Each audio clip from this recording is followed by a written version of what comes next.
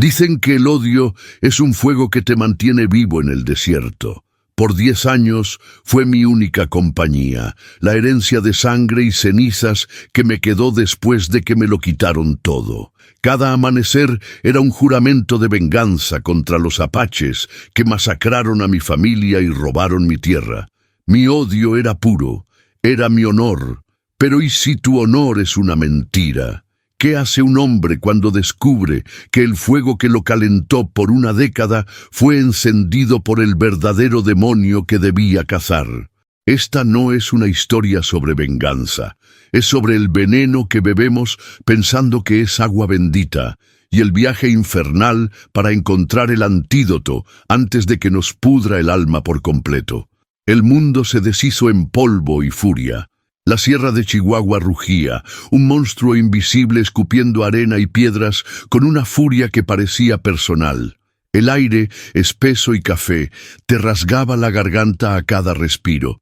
Mis pulmones ardían, cada bocanada un trago de polvo fino que se asentaba como cemento. Apenas podía ver las orejas de mi caballo, el alazán, que se agitaba debajo de mí, sus músculos tensos como cuerdas de guitarra a punto de reventar. El cuero de las riendas estaba resbaloso de sudor y de la poca humedad que la tormenta aún no había robado. El sonido era un aullido continuo y ensordecedor, una nota grave que vibraba en mi pecho, en el hueso de mi quijada. Era el tipo de sonido que borraba a todos los demás, que hacía imposible el pensamiento. Mi única brújula era el instinto, un mapa de cicatrices grabado en el alma, que me guiaba hacia un conjunto de peñascos oscuros que sabía que estaban en algún lugar al frente, una frágil promesa de refugio. El paliacate que me cubría la cara estaba húmedo por mi propia respiración jadeante. Olía a tela mojada y al miedo metálico que me subía por la garganta.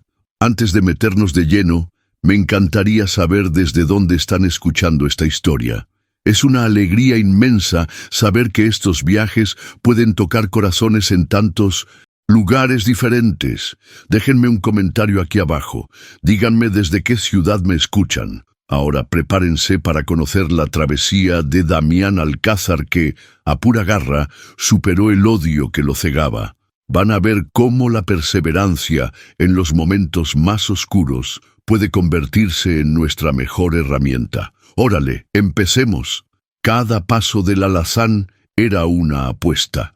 El suelo bajo nosotros era un traidor, escondiendo hoyos y piedras sueltas bajo el velo arremolinado de arena. Me inclinaba hacia adelante, el peso de mi cuerpo un contrapunto inútil contra la fuerza del viento que amenazaba con arrancarnos del suelo. Mis ojos ardían, rojos y llorosos, forzados a entrecerrarse en rendijas inútiles. El mundo era un lienzo abstracto de café y gris, sin profundidad, sin horizonte. Era el infierno vuelto visible, o mejor dicho, invisible. La soledad era una presencia física. Aquí afuera, en medio de la nada, yo no era Damián Alcázar, heredero de ninguna chingadera, hijo de un fantasma. Yo era solo carne y hueso, una criatura luchando contra un elemento enfurecido, tan insignificante como un grano de arena en esa misma tormenta. La promesa que le hice a mi padre, la de restaurar el honor de nuestro apellido, parecía una broma cruel en ese momento. Honor. La palabra me sabía a cenizas en la boca. ¿Qué era el honor contra un vendaval que podía cegarte y sofocarte sin siquiera notar tu existencia? Era solo sobrevivir. Ese era el único credo que quedaba. De repente, el alazán reparó. Un movimiento brusco. Un relincho de pánico que fue casi tragado por el rugido del viento. Me aferré con fuerza, el pomo de la silla golpeándome el estómago, arrancándome el poco aire que tenía. Por un segundo pensé que habíamos pisado una víbora de cascabel o que una piedra había rodado. Pero entonces, a través de la cacofonía, algo cortó el ruido. Un sonido, fino, agudo, casi imperceptible. Podía ser el silbido del viento pasando por una grieta en la roca. Podía ser un coyote joven perdido de su madre. Podía ser un animal herido o podía ser otra cosa. El sonido vino de nuevo, un hilillo de agonía en medio del caos. Una mujer. El pensamiento surgió, indeseado y peligroso. La lógica, afilada por la supervivencia, gritó dentro de mi cabeza: «Sigue derecho. Es tu muerte. Los peñascos están cerca. Sálvate». Mi mano, áspera y callosa, apretó aún más las riendas. Mi cuerpo entero estaba tenso, un nudo de conflicto. El refugio era seguro. El sonido era a lo mejor, que probablemente terminaría con un cuchillo en mi espalda o una bala en mi pecho. La sierra no perdona a los curiosos. ¡Aguas!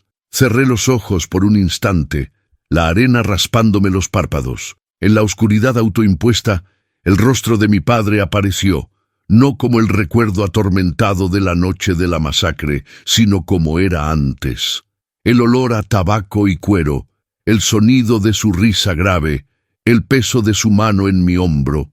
Un hombre de honor no se define por la tierra que pisa, sino por la rectitud de sus pasos sobre ella, solía decir. Malditas palabras, maldita memoria.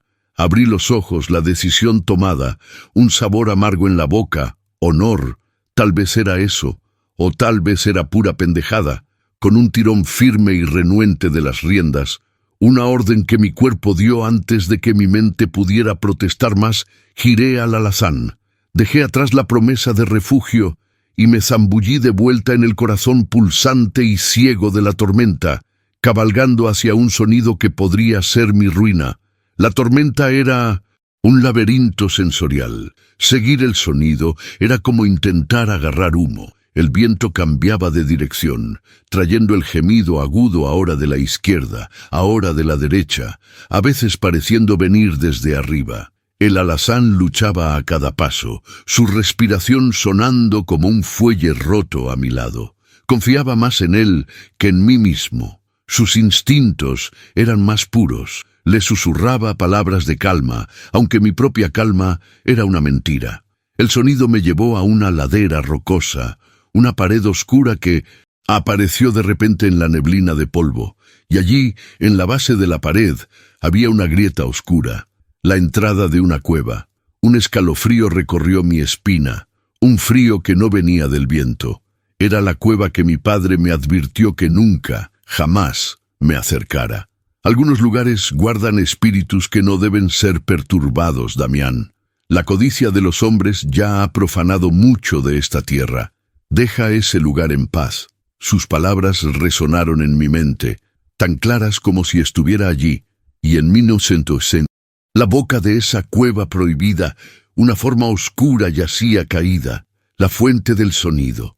Una mujer. Su vestido estaba rasgado y sucio de sangre y lodo. El cabello oscuro esparcido como un abanico sobre el polvo. Estaba boca abajo, una de sus manos extendida como si buscara algo. Por un momento dudé. Entrar en el dominio de lo que mi padre temía era una transgresión profunda, pero dejarla allí era una sentencia de muerte.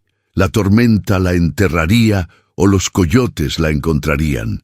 Lentamente desmonté, el suelo pareciendo moverse bajo mis pies. El sonido de mi propio corazón era un tambor sordo contra el aullido del viento. Me acerqué, mi mano en la cacha de mi revólver. La prudencia era una segunda piel. Me arrodillé a su lado. El olor a sangre era fuerte, fresco, mezclado con el olor a lluvia y tierra mojada. Toqué su hombro. Gimió, un sonido bajo, e intentó moverse. Estaba viva. Con un esfuerzo que hizo que mis músculos protestaran, la volteé. Su rostro estaba pálido, arañado, pero era joven. Tenía rasgos finos, a pesar de la mugre y la sangre. Sus ojos se abrieron por un segundo, una rendija de oscuridad confusa, antes de cerrarse de nuevo. En ese instante, el mundo a mi alrededor desapareció. No había tormenta, ni cueva prohibida, ni fantasmas del pasado. Solo había una vida frágil en mis manos. El peso de esa responsabilidad era más real que cualquier leyenda o miedo. La levanté en mis brazos. Era más ligera de lo que esperaba, casi como una muñeca de trapo rota. Llevarla a mi rancho era una locura. era meter el problema, cualquiera que fuese, dentro de mi fortaleza de soledad. Pero era el único camino. Con la mujer en brazos, luché para montar en el alazán de nuevo. Él estaba inquieto, oliendo la sangre, el peso extraño, pero confió en mí. Y juntos le dimos la espalda a la cueva y a la tormenta, cabalgando lentamente hacia mi mundo, un mundo que estaba a punto de ser puesto de cabeza. Mi rancho era un esqueleto, una casa de adobe de 2 cuartos, un corral que albergaba a mis 2 únicos caballos además del alazán y un pozo. Era todo lo que quedaba de lo que un día fue el próspero rancho Alcázar. El viento silbaba por las grietas de las paredes, un recordatorio constante de la desolación de afuera y de adentro. El olor del lugar era una mezcla de polvo viejo, cuero, humo de leña y la soledad impregnada en las paredes. Esa era mi rutina. Mi mundo ordinario, despertar antes que el sol, sentir el frío del piso de tierra apisonada en los pies descalzos, el café de olla, negro y amargo, el pan duro, cuidar a los caballos, la única chamba que me traía un atisbo de paz, el movimiento rítmico del cepillo en su pelo, el calor de sus cuerpos, la confianza silenciosa en sus ojos, después la limpieza de las armas, el aceite, el trapo, el clic metálico y satisfactorio del mecanismo.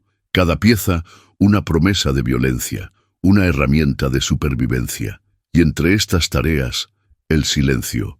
Un silencio pesado, lleno solo por los fantasmas. Flashbacks de aquella noche venían sin aviso. El olor a humo y pólvora, los gritos, el rostro de mi padre, la sorpresa y el dolor en sus ojos antes de caer, el brillo de la luna en puntas de flecha, apaches. La palabra era un veneno que me bebía a diario. Mi odio por ellos era la viga maestra que sostenía la estructura en ruinas de mi vida.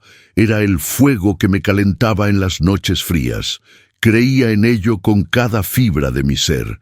Se llevaron todo, a mi madre, a mi padre, a mi hermanita, mi tierra, mi futuro. Puse a la mujer en mi cama, la única que tenía.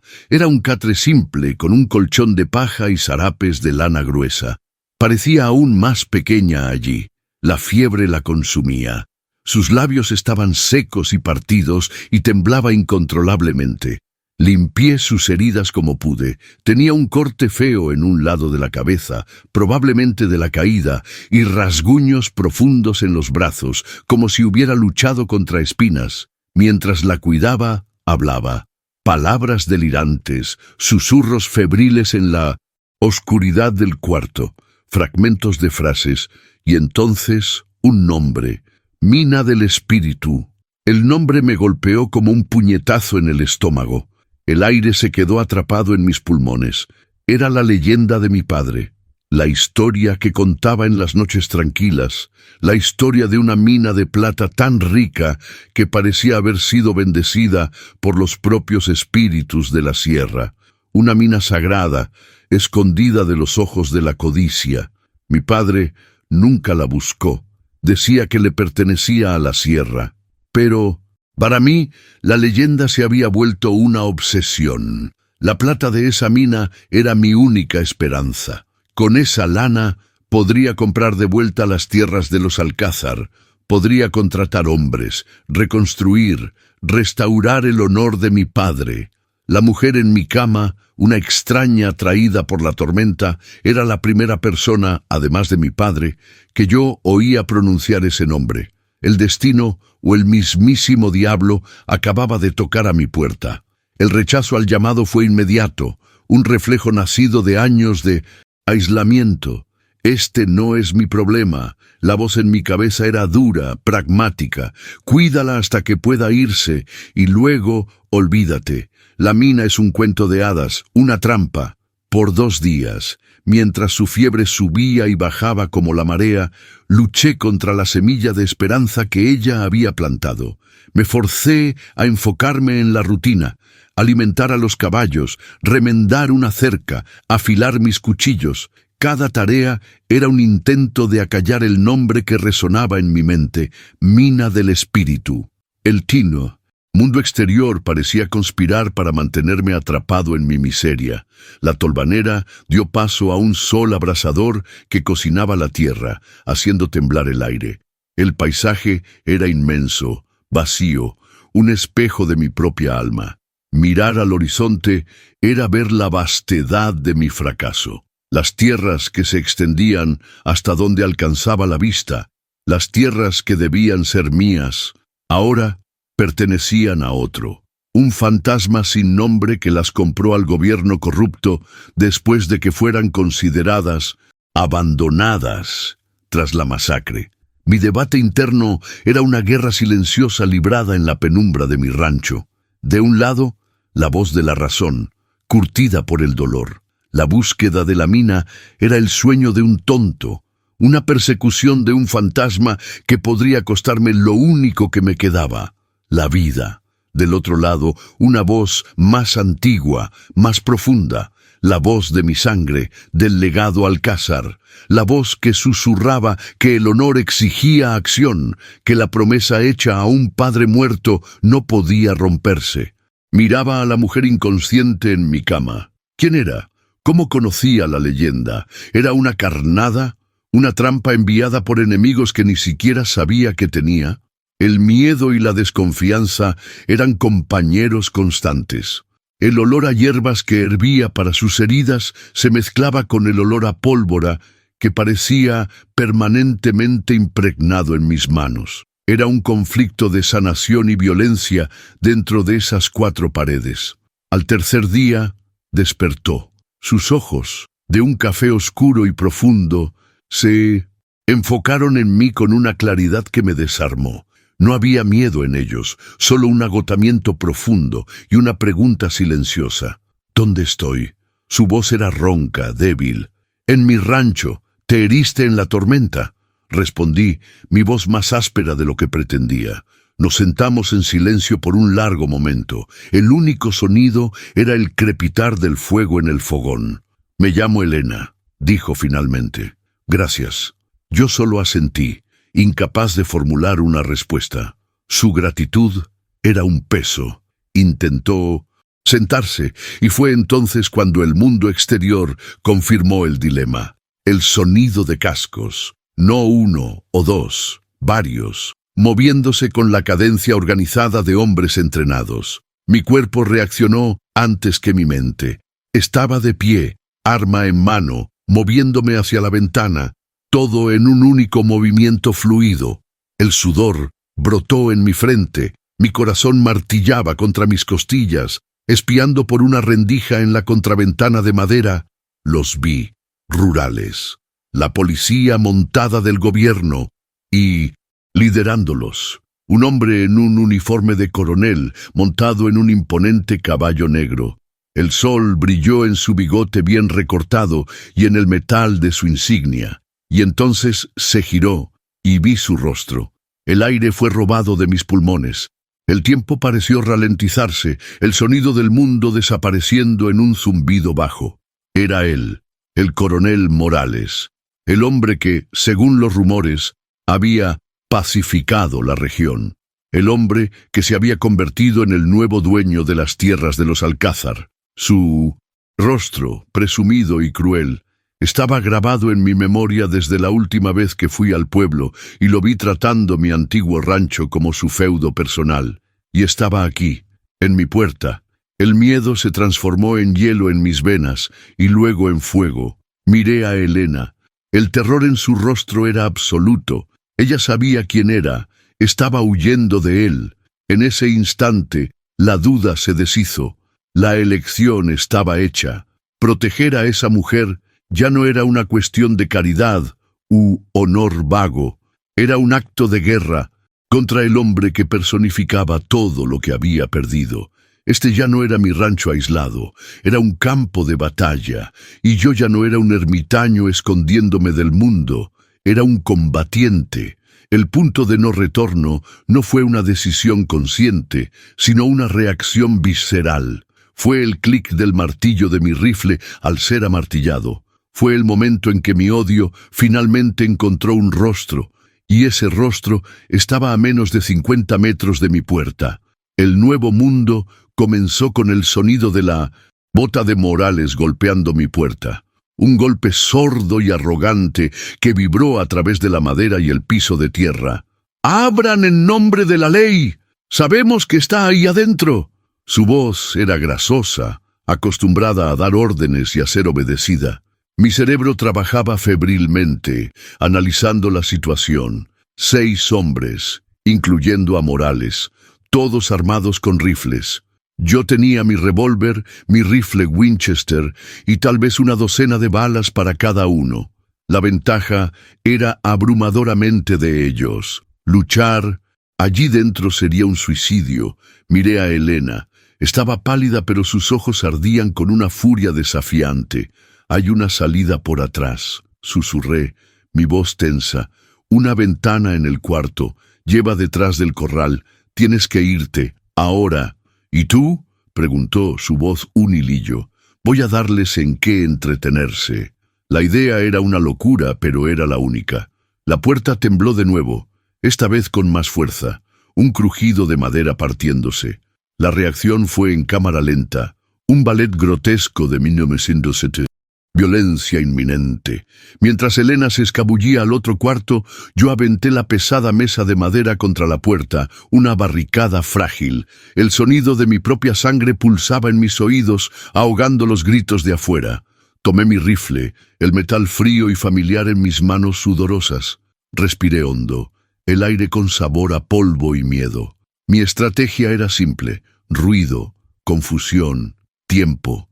A través de una grieta en la pared, vi a 2 rurales moviéndose hacia el costado de la casa. Apunté, no para matar, sino para intimidar. El disparo del Winchester resonó en el pequeño cuarto, ensordecedor. La hoz contra mi hombro fue brutal, pero familiar.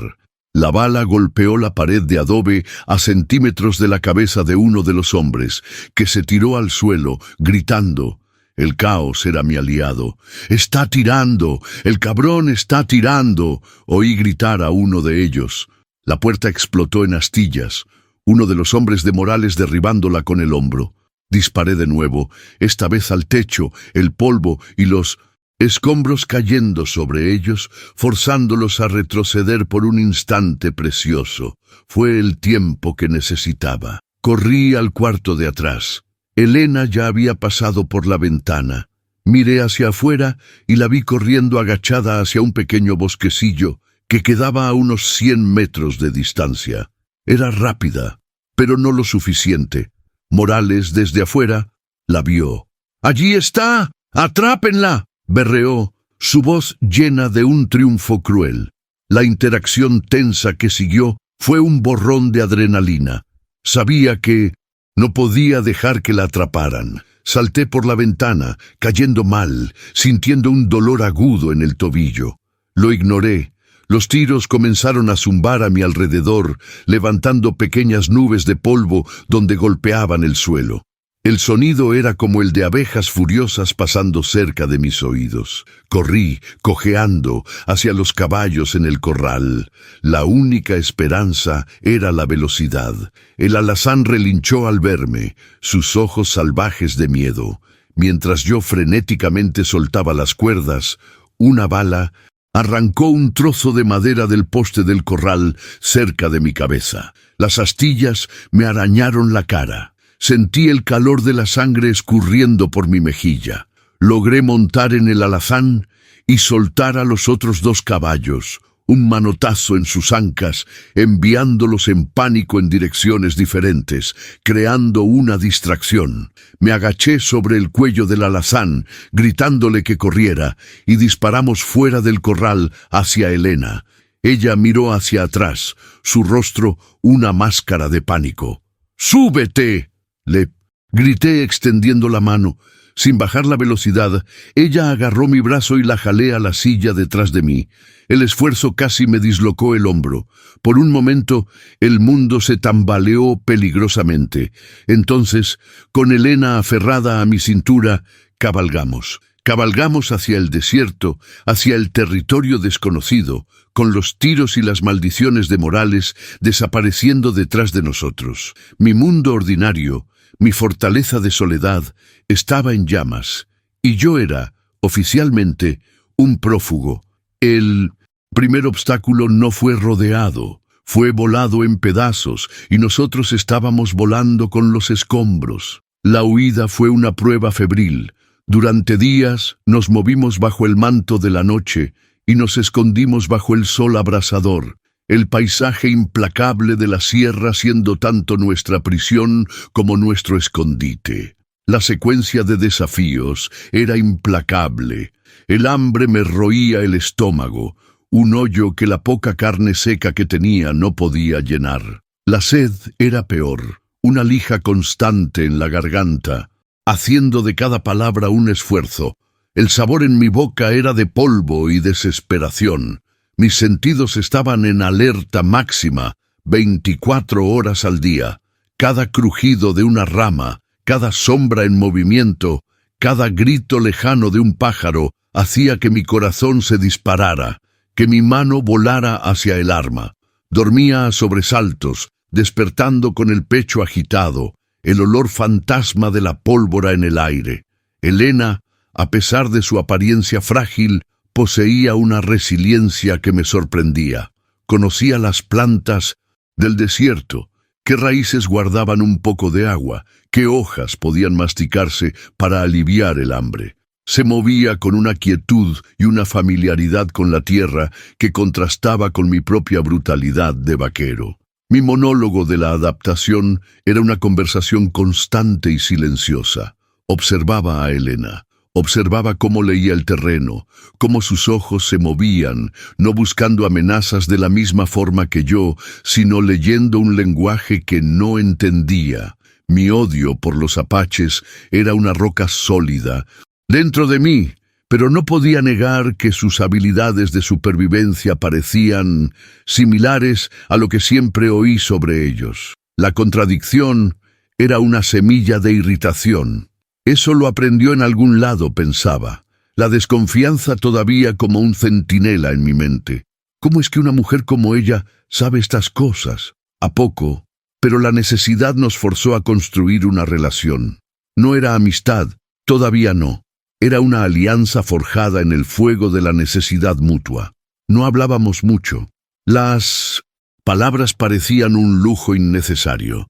La comunicación venía en gestos, un movimiento de cabeza para indicar el camino, la entrega silenciosa de un trozo de comida, una mirada compartida cuando el sonido de caballos lejanos nos hacía congelarnos. Le enseñé a disparar el revólver. Sus manos eran pequeñas pero firmes. El olor a pólvora en sus manos era extraño, incongruente.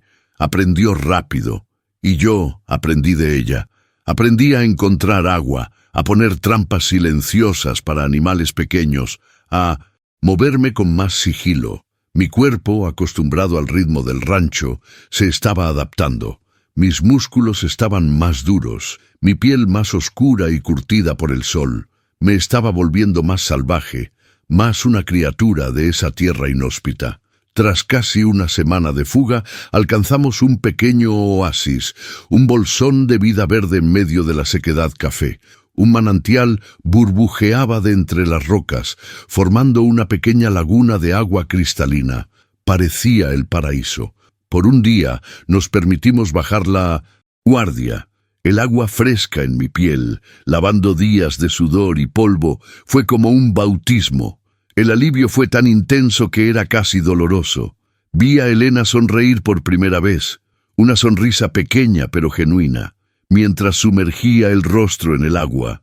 Esa noche, sentados junto a una pequeña fogata sin humo, finalmente habló de la mina. «No es lo que piensas, Damián», dijo, su voz baja, el sonido del fuego crepitando entre nosotros. «La plata de la mina del espíritu no es para la riqueza, es sagrada». Me contó que la mina era un lugar de sepultura para un antiguo linaje de jefes apaches. La plata no se extraía, sino que se usaba en rituales para honrar a los espíritus de los ancestros. Morales No quería la plata solo por su riqueza. Sabía de su importancia para los apaches locales. Profanarla sería una forma de quebrar su espíritu, de expulsarlos de la última tierra que les quedaba. Su historia era fantástica, llena de leyendas y espíritus. Mi cinismo luchó contra cada palabra. Apaches, protectores de algo sagrado. Para mí eran asesinos y ladrones. La idea era absurda. Si son tan sagrados, ¿por qué mataron a mi familia? La pregunta salió de mí, cargada con años de amargura. El silencio que siguió fue pesado. Elena no respondió. Solo me miró con una tristeza que no pude descifrar. En ese momento, creí haber ganado la discusión. Mi dolor, mi verdad, era más real que sus leyendas. Sentí una ola de triunfo sombrío, una falsa victoria. Había reafirmado el cimiento de mi mundo. Mi odio estaba justificado. A la mañana siguiente despertamos con el sonido de una rama quebrándose, pero no era el sonido de un animal. Era el sonido calculado de un pie humano. Estábamos rodeados. Figuras silenciosas emergieron de las sombras de los árboles y las rocas. La piel bronceada, los cabellos negros y largos, los ojos oscuros e impenetrables, armados con arcos y lanzas y algunos con rifles viejos. Guerreros apache. Mi sangre se heló. Mi primer instinto fue tomar mi arma, pero sabía que era inútil. Había al menos 20 de ellos, moviéndose con una fluidez letal. La falsa victoria de la noche anterior se deshizo en polvo. El universo tenía un sentido del humor cruel. Había huido de Morales solo para caer en manos de los hombres que más odiaba en todo el mundo. La ironía era tan amarga que casi me hizo reír. La aproximación a la prueba central comenzó con el sabor del miedo. Un sabor metálico, familiar, que llenó mi boca cuando los guerreros apache nos rodearon. Sus rostros eran máscaras de piedra, sus ojos evaluándome, no como a un hombre, sino como a un problema a resolver. Mi cuerpo estaba tenso, cada músculo gritando para luchar o huir, pero mi mente estaba paralizada. Era el fin. Sería asesinado por los mismos demonios que atormentaban mis pesadillas. Me preparé para el dolor, para el final rápido y violento que siempre imaginé. Pero entonces, algo inesperado sucedió. Elena dio un paso al frente. Levantó la mano, la palma hacia adelante, un gesto de paz, y comenzó a hablar. Las palabras que salieron de su boca no eran español. Era una lengua gutural, llena de chasquidos y sonidos suaves que nunca había oído, pero que reconocí instintivamente. La lengua apache. Los guerreros, que hasta entonces parecían estatuas, reaccionaron. La sorpresa en sus rostros fue sutil.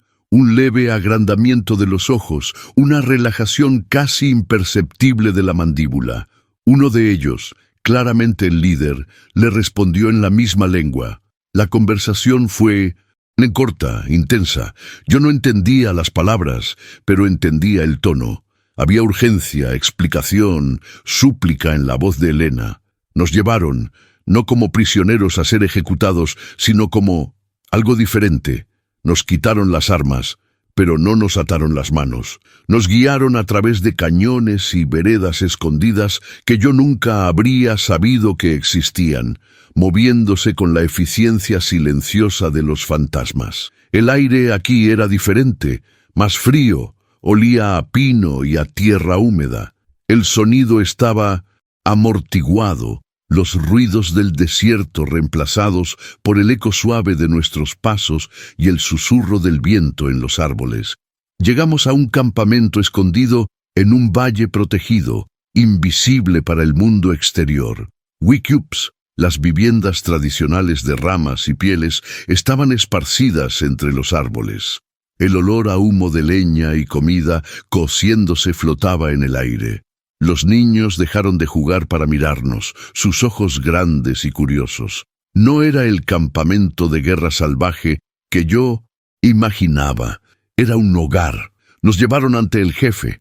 Era un hombre mayor, su rostro un mapa de arrugas profundas, sus cabellos blancos trenzados con plumas de águila. Se sentó en una piel de búfalo frente a su wickiup. Había una calma inmensa en él, una autoridad que no necesitaba gritos ni amenazas. Este era Tlöqui-Noad, el que ve la montaña. Elena habló de nuevo, esta vez por más tiempo, su voz resonando con una pasión contenida. Contó nuestra historia, la huida de Morales, la tormenta, mi rescate. Y entonces me señaló. Tlöqui-Noad me miró. Sus ojos eran oscuros y penetrantes, y sentí como si pudiera ver a través de mi piel, directo a la podredumbre de mi odio. Él cree que nuestra gente mató a su familia. Elena tradujo para mí, su voz suave. Busca la mina del espíritu para vengarse y recuperar sus tierras.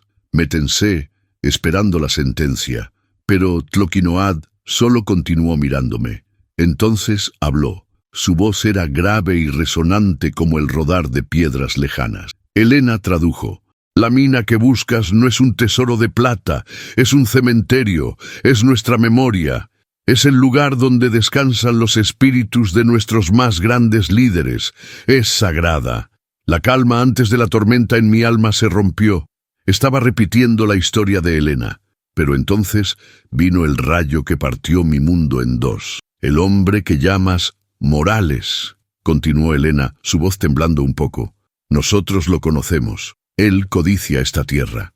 Años atrás vino a nosotros. Nos ofreció armas y whisky. Si lo ayudábamos a tomar las tierras de un ranchero rico, su apellido era Alcázar. Cada palabra era un golpe físico. El aire fue expulsado de mis pulmones. El zumbido en mis oídos regresó, más fuerte que nunca. Nos negamos. Un ataque a un vecino pacífico es un acto sin honor. Así que él hizo el trabajo solo, él y sus hombres. El jefe hizo una pausa, dejando que el peso de sus palabras se asentara. Pero fue listo. No usó balas para matar a todos. Usó flechas, flechas que sus hombres hicieron, imitando las nuestras. Dejó sobrevivientes como tú para que contaran la historia equivocada, para que el odio del hombre blanco cayera sobre nosotros y no sobre él mientras tomaba lo que quería. El mundo a mi alrededor giró. La vista se me nubló. Tuve que apoyarme en una rodilla para no caer. El suelo bajo mis pies, la tierra firme de ese valle apache, parecía haberse convertido en arena movediza. Mi odio, la viga maestra de mi existencia, la única certeza que tenía. No manches. Todo era una mentira cuidadosamente construida por Morales. Yo no fui víctima de los apaches, fui un peón en su juego. El dolor de la pérdida de mi familia, que era una herida abierta, ahora estaba infectado con el veneno de la estupidez. Había odiado a las víctimas equivocadas. La profundidad de mi error era un abismo que se abría a mis pies.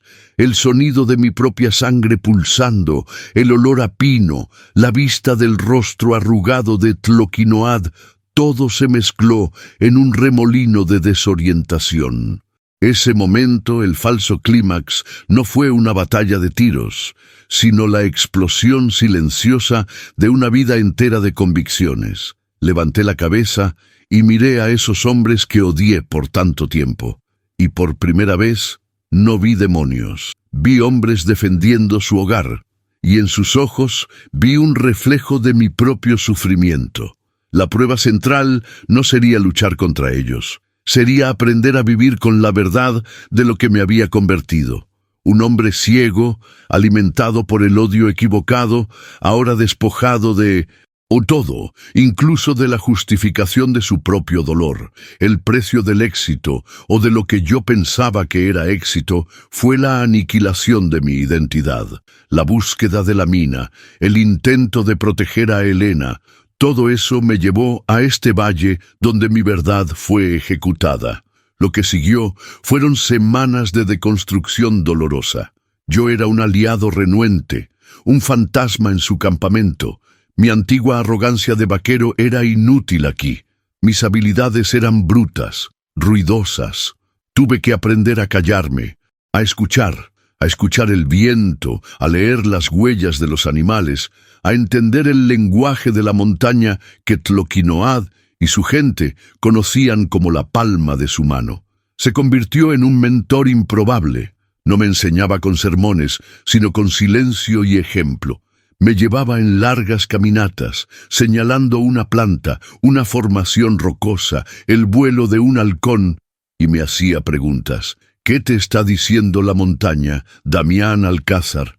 Al principio no oía nada más que el viento, pero lentamente, dolorosamente, empecé a entender. El respeto de ellos por la tierra no era una superstición, era una ciencia profunda de supervivencia y equilibrio. El honor para ellos no era sobre posesión, sino sobre pertenencia. Entrené con sus guerreros. Mi habilidad con el rifle era respetada, pero ellos me enseñaron a usar el arco, a moverme sin hacer ruido, a usar las sombras y el terreno como mis mejores armas. Combiné mis habilidades con las de ellos, aprendiendo a pensar no como un hombre, enfrentando a un enemigo de frente, sino como un depredador usando el entorno a su favor. La frustración era una compañera constante. Mi cuerpo dolía de maneras nuevas. Mi paciencia fue probada hasta el límite. Hubo momentos en que la vieja rabia burbujeaba, un deseo de gritar y romper cosas, de volver a la simplicidad de mi odio antiguo. Pero entonces miraba a Helena. Una conexión profunda estaba creciendo entre nosotros, forjada en el silencio y la comprensión mutua. Ella era de herencia mixta. Su madre era apache, su padre un comerciante mexicano. Vivía entre dos mundos, y en sus ojos vi el puente que yo mismo necesitaba cruzar. Me enseñó palabras en su lengua, me contó las historias de su pueblo, no como leyendas, sino como historia viva. El respeto que sentía por ella se profundizó en algo más, algo que me asustaba por su intensidad. Era una vulnerabilidad que no había sentido en muchos años. Confiar en ella era como aprender a caminar de nuevo después de tener las piernas rotas. Entonces, la gran prueba llegó. Morales no era un hombre que se rindiera. Usando un informante, un rastreador descontento que cambió la ubicación del valle por unas monedas de plata, nos encontró. Pero no lanzó un ataque frontal. Fue más cruel, más inteligente. Atacó su corazón. La mina. Una mañana fría, cuando la neblina todavía se aferraba al valle, la tierra tembló. Un rugido ensordecedor resonó por los cañones, un sonido que no pertenecía a la naturaleza. Era el sonido de la dinamita. Corrimos en dirección al sonido, mi corazón martillando contra mis costillas con un presentimiento terrible. La visión que nos recibió fue de profanación absoluta. La entrada de la cueva sagrada, la mina del espíritu, había sido volada. Humo y polvo sofocantes llenaban el aire con el olor acre de la pólvora quemada. Una pila masiva de rocas y tierra bloqueaba la entrada. El derrumbe había sellado el lugar. Y peor, Tloquinoad soltó un grito de angustia. Un grupo de sus guerreros más jóvenes estaba adentro, realizando un ritual matutino. Fueron sepultados. La profanación fue total. El acceso estaba bloqueado. Los espíritus y los hombres estaban atrapados. Morales ni siquiera necesitó luchar. Simplemente destruyó lo que era sagrado, rompió la espina dorsal espiritual de la tribu. Parecía que había ganado. El peso de mi fracaso me aplastó. Fui guiado hasta ellos y les traje la desgracia conmigo. Miré el rostro de Tloquinoad y por primera vez vi la calma en sus ojos romperse, reemplazada por un dolor profundo e impotente. Le había fallado al legado de mi padre y a mis nuevos aliados. La derrota era absoluta, un silencio de polvo y muerte que flotaba sobre el valle. Las consecuencias inmediatas de la explosión fueron un silencio ensordecedor. El rugido de la dinamita fue reemplazado por un luto pesado, una mortaja invisible que cayó sobre el campamento. El sonido de la desesperación no era un grito, sino el llanto contenido de las mujeres que perdieron hijos y esposos. Era la mirada vacía en los rostros de los guerreros, que miraban a la montaña herida como si miraran el rostro de un pariente muerto. El aire todavía tenía el olor agrio de la explosión, una cicatriz olfativa que se negaba a desaparecer. Me sentía un intruso en su dolor, un espectro cuya presencia era un recordatorio constante de mi falla. Yo los había llevado a esto.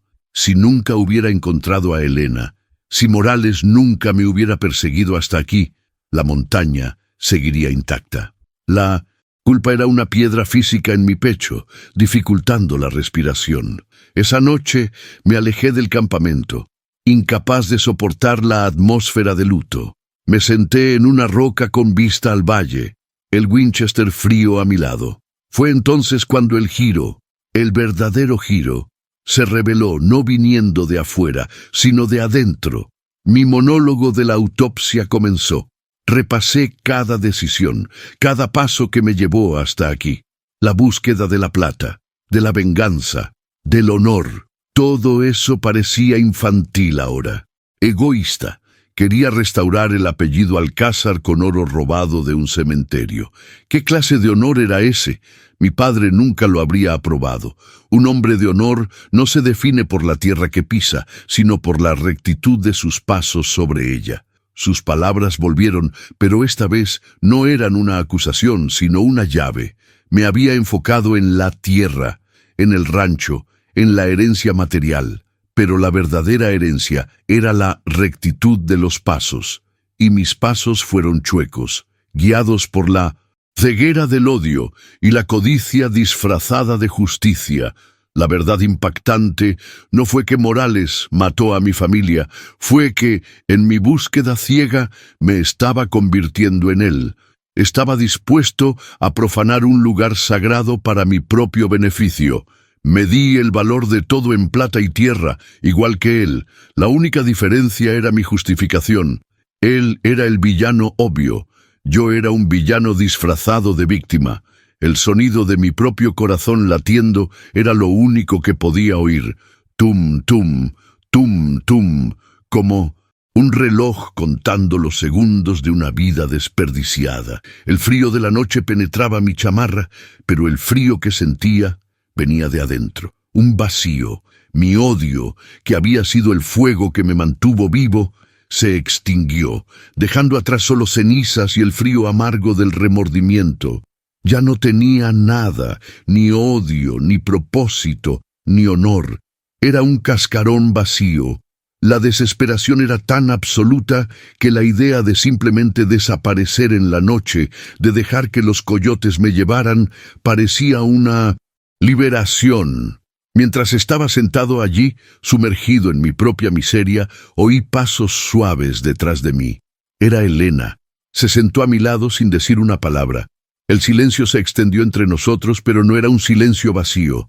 Era un silencio de comprensión. No ofreció palabras de consuelo o absolución. Simplemente compartió la carga del momento conmigo. Me entregó un pequeño guaje de cuero. Agua. Un gesto simple, pero profundo. En ese momento, mirando su perfil contra el cielo estrellado, el giro se completó. Me di cuenta de que la recompensa que buscaba no era plata. La verdadera recompensa ya estaba a mi lado. Era la conexión, era la confianza en los ojos de una mujer que debería odiarme por haber traído la destrucción a su pueblo. Era el respeto renuente de un jefe que me vio por lo que era y aún así me dio una oportunidad. Había buscado un tesoro muerto bajo la tierra, cuando el verdadero tesoro era la comunidad viva que me rodeaba. El dolor del fracaso todavía estaba allí, pero ahora había algo más, una chispa débil, nacida de las cenizas de mi antigua identidad, la percepción de que, quizás, el verdadero honor no se trataba de restaurar el pasado, sino de luchar por el futuro, un futuro que no era solo mío. La noche oscura del alma se extendió por un día más. El luto todavía flotaba sobre el valle, pero algo había cambiado. Una resignación sombría comenzó a transformarse en una rabia silenciosa y enfocada. No contra mí, ya no, sino contra Morales. Observé a los Guerreros. Estaban arreglando sus armas, afilando sus cuchillos, sus movimientos lentos y deliberados. No estaban rotos, se estaban preparando. Su dolor se estaba convirtiendo en combustible. Yo, sin embargo, permanecía a la deriva.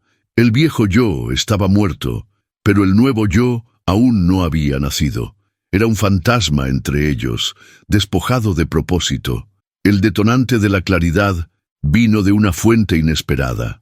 Tlöquinoath me buscó. No parecía un hombre derrotado.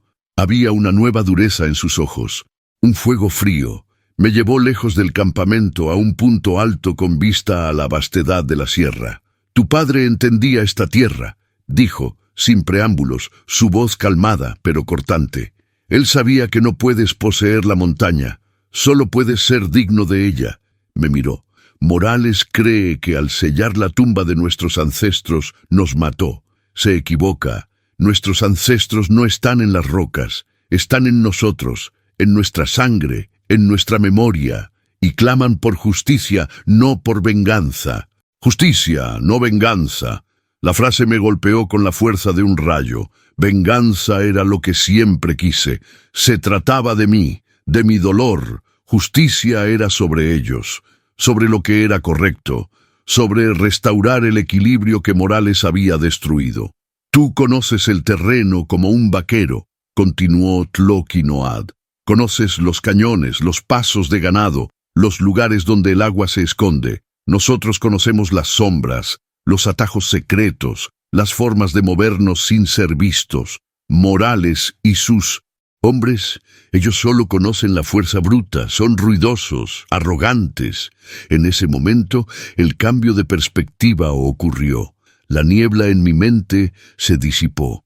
La culpa y la desesperación que me paralizaban fueron reemplazadas por una claridad helada. Mis habilidades, las habilidades que mi padre me enseñó, no eran para recuperar tierras, eran para protegerlas. Las tácticas que aprendí de los apaches no eran solo para la supervivencia, eran para la justicia. Las dos mitades de mi vida, el vaquero y el aprendiz renuente de los Chiricahua, se unieron. Ya no era un hombre roto entre dos mundos, yo era el puente entre ellos. Una sensación recorrió mi cuerpo, una ola de calor que comenzó en mi pecho y se extendió a mis miembros. Era la sensación de la resurrección. Me sentí vivo de una forma que no me sentía desde antes de la masacre. El peso de mi antigua identidad se cayó de mis hombros. Yo no era Damián Alcázar, el heredero despojado. Era solo Damián, un hombre con un conjunto único de habilidades, en el lugar correcto, en el momento correcto, con la causa correcta. «Va a volver», dije, mi voz firme, sorprendiéndome a mí mismo. «No va a dejar la plata ahí. Vendrá con más hombres, más dinamita. Va a querer volar todo». Tlöquinoath asintió. «Lo sabemos». «Entonces no vamos a esperar a que venga a nosotros», dije, la idea formándose en mi mente, clara y nítida como el aire de la montaña. «Nosotros vamos a ir por él, pero no en campo abierto. Vamos a elegir el terreno, un lugar donde sus caballos no sirvan para nada y sus rifles tengan alcance limitado. Un lugar que yo conozco». Estaba redefiniendo el final. El objetivo ya no era matar a Morales por venganza. Era derrotarlo, desarmarlo, capturarlo. Era mostrarle a él y a todos los demás que su poder era una ilusión. La verdadera fuerza estaba en la tierra y en la gente que la protegía. Miré a Tlöquinoath y él me devolvió la mirada. En sus ojos vi la aceptación. Ya no me estaba probando. Me estaba tratando como un guerrero. Finalmente me había vuelto digno de la montaña. No por derecho de nacimiento, sino por elección y acción. La batalla que vendría no sería por mi pasado, sino por el futuro de ellos. Y por primera vez en mi vida estaba luchando por la razón correcta. La nueva acción comenzó al amanecer. No hubo discursos grandiosos ni gritos de guerra. Solo había una calma y un propósito que unía al pequeño grupo de guerreros apache y a mí. Éramos menos de 30 contra los más de 50, hombres que Morales seguramente traería, pero teníamos la montaña de nuestro lado. Los guié hasta un laberinto de cañones estrechos que conocía desde la infancia, un lugar que mi padre llamaba el Espinazo del Diablo. Era una trampa natural, llena de curvas ciegas, pasajes angostos y salientes perfectas para una emboscada. El aire allí estaba quieto y denso, y cada sonido hacía eco, amplificado. El plan era simple: dejar que los rastreadores de Morales nos encontraran, o mejor dicho, encontraran un rastro falso que los llevara a la boca del cañón.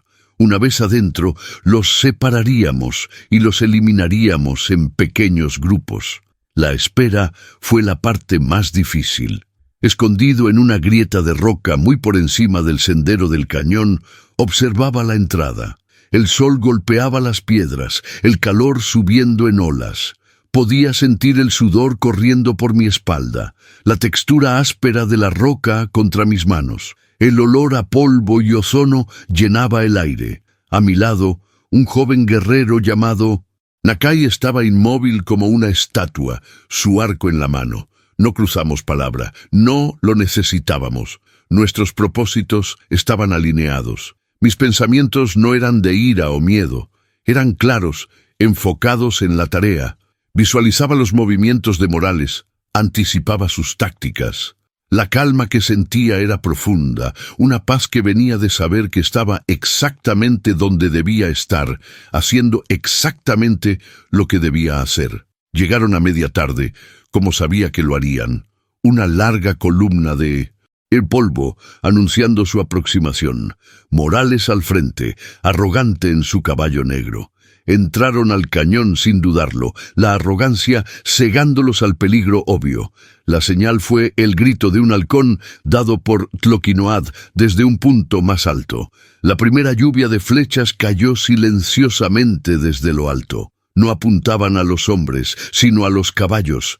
El caos fue instantáneo. Caballos relinchando de dolor y pánico, reparando, derribando a sus jinetes. La columna organizada se deshizo en una confusión de hombres gritando y animales en pánico.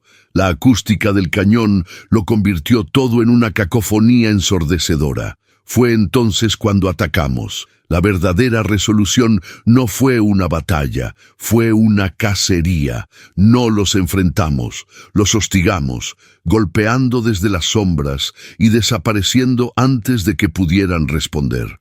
Mi Winchester, en mis manos, ya no era una herramienta de ira ciega, sino un instrumento de precisión. Cada tiro tenía un propósito: desarmar, incapacitar, crear. Confusión. El clímax final y auténtico fue mi confrontación con Morales. Lo acorralé en un callejón sin salida del cañón. Estaba a pie, su uniforme cubierto de polvo, su rostro contorsionado en una máscara de furia y frustración. «Alcázar», escupió mi apellido como una maldición. «Debí saber que andabas con estos salvajes. Eres una vergüenza para tu propia sangre». Levantó su revólver. Disparamos al mismo tiempo. Su bala arrancó un trozo de la roca cerca de mi oreja, llenándome la cara de polvo de piedra. La mía le dio en la mano. El revólver cayó al suelo con un golpe metálico. La pelea que siguió fue salvaje, personal. Puños, piedras, dientes. El olor a su sudor y su sangre llenó mis fosas nasales. El sonido de nuestros cuerpos golpeando contra las rocas hizo eco en el espacio confinado. Finalmente, yo estaba encima, mi cuchillo presionado contra su garganta. Sus ojos estaban desorbitados de terror, y en ese momento lo vi todo: el rostro de mi padre, el odio que me consumió, la oportunidad de terminar con todo, ahí mismo. Mi brazo tembló con el deseo de presionar la hoja, pero entonces las palabras de Tloquinoad volvieron: justicia, no venganza. Matarlo me convertiría en lo mismo que él, un asesino movido por el odio. Con un grito que vino desde el fondo de mi alma, aventé el cuchillo a un lado. En su lugar, usé mi puño. un único y preciso golpe que lo dejó inconsciente. La justicia no vendría de mi hoja, sino del juicio del pueblo que intentó destruir. Lashi. Verdadera resolución no fue el sonido de su muerte, sino el sonido de mi silencio, de la elección que hice. Semanas después, La Paz, una visitante rara, había regresado a la montaña.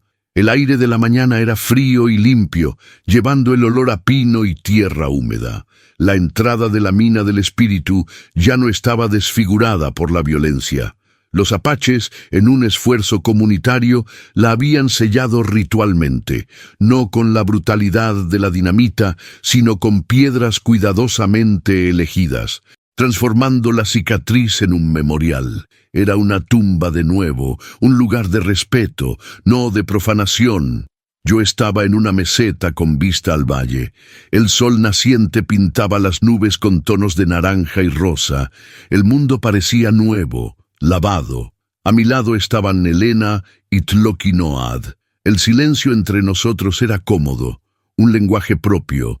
La lección internalizada era clara en mi mente, no como un pensamiento, sino como una sensación física de calma. No había recuperado las tierras de mi padre. El rancho Alcázar ahora pertenecía a otra persona, un extraño nombrado por el gobierno lejano. Morales y sus hombres sobrevivientes fueron entregados a las autoridades mexicanas, junto con el testimonio de Tlokinoad y de otros a quienes había aterrorizado. Si la justicia oficial se haría, no lo sabía, pero la justicia de la montaña se había cumplido. El poder de Morales en la región estaba roto, y yo finalmente lo entendí. La verdadera herencia no era la escritura de unas tierras o unas vetas de plata, era la sabiduría de Tlokinoad, era la resiliencia de Elena, era la rectitud de los pasos de la que mi padre tanto hablaba. Perdí una casa de adobe, pero gané un hogar en los corazones de un pueblo que antes odiaba. Cambié la soledad amarga por la conexión genuina. Elena tocó mi mano. El gesto era simple, pero contenía un mundo de significado. La miré. A sus ojos que contenían tanto la sabiduría antigua de su pueblo como la promesa de un nuevo comienzo. El símbolo de la paz no era la ausencia de conflicto, sino la presencia de esperanza. Miramos hacia el horizonte, no a las tierras que se perdieron, sino al futuro que podríamos construir. Un futuro no basado en apellidos o legados antiguos, sino en las elecciones que haríamos cada día. El plano final ya no mostraba una figura solitaria contra el atardecer, un cliché de venganza y aislamiento. Mostraba a un hombre junto a una mujer, parte de una comunidad, mirando el amanecer. Mi nombre era Damián, y por primera vez estaba en paz con el silencio. La historia de Damián Alcázar nos muestra que la fuerza más increíble no viene de la ausencia de miedo, sino del valor de actuar a pesar de él. Recuerda, esa misma fuerza reside dentro de ti. ¿Cuál fue el mayor desafío que has superado en tu vida? Comparte un poco de tu viaje en los comentarios. Tu historia puede ser la inspiración que alguien necesita leer hoy. Si esta historia te tocó, no te olvides de suscribirte al canal y activar la campanita. Así, no te pierdes ninguna de nuestras próximas jornadas de superación. Y para seguir inspirándote, haz clic en el video que está apareciendo en la pantalla ahora y descubre otra historia real sobre el poder de la resiliencia humana. Gracias por acompañarme. Que te lleves un poco de este valor a tu día. Hasta el próximo video.